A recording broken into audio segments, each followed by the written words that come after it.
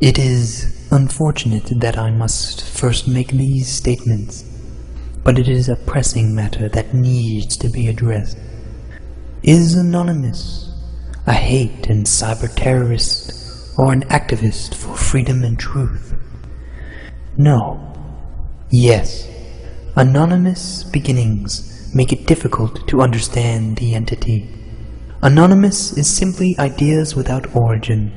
May it be a phrase, a fad, a proverb. The concept of anonymous has always existed.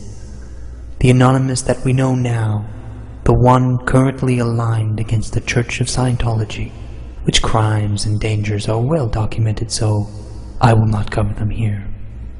Anonymous started as an image board in Japan nearly a decade ago, a place where there were no rules, no topic, no identity, images and text with no authorship. The only control was whether a post was enjoyed or simply deleted from lack of interest. The individual isn't measured.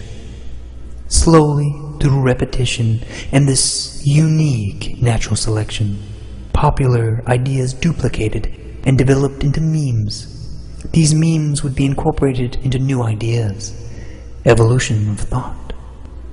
Eventually, another image board was built in the likeness for the English-speaking world.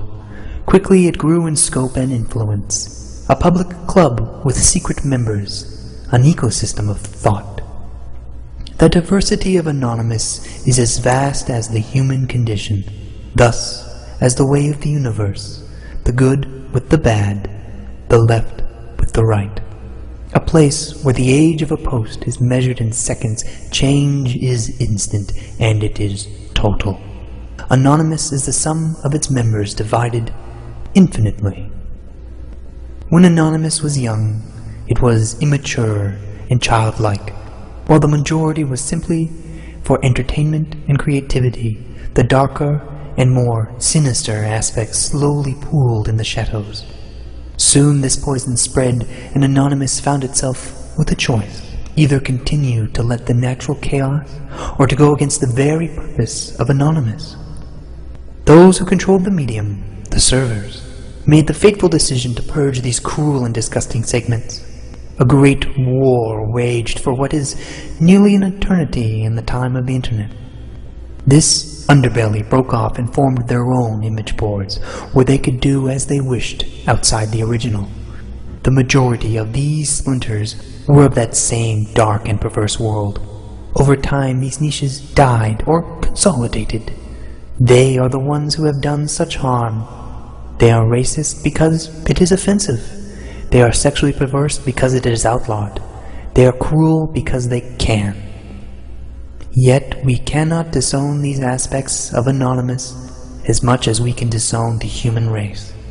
They are nearly everything the majority stand against and can only survive in isolation. Except they are the ones who dare. They are the ones who dare to stand against the racist radio. They are the ones who, maybe out of guilt, brought a pedophile to justice.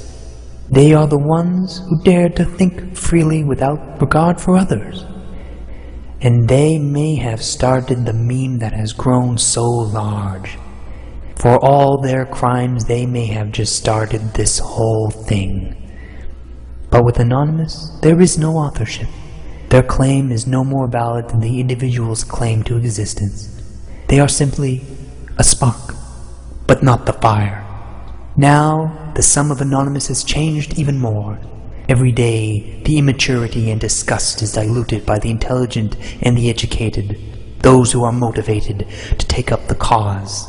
Anonymous has grown out of the image boards, out of the internet, and into the world we know, the world in which we live. We have grown and are growing.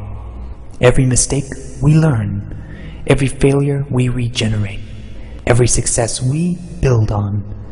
There is no control, no leadership, only influence.